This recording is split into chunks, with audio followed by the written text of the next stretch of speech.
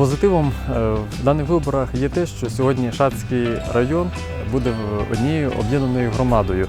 Тобто всі селищні, сільські ради, які є на території, об'єднаються в одну адміністративну одиницю, куди зможуть сільські ради, села делегувати своїх представників, депутатів, а також за адміністративними одиницями закріпляться старости, які на місцях зможуть вирішувати питання, піднімати їх на сесіях, доносити до керівництва громади.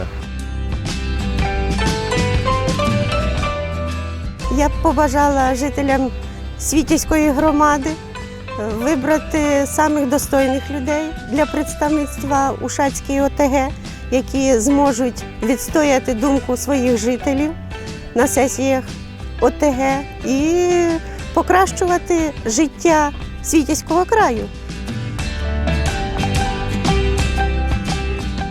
Вибори, які відбудуться 25 жовтня 2010 року, вони кардинально відрізняються від тих, які були попередні.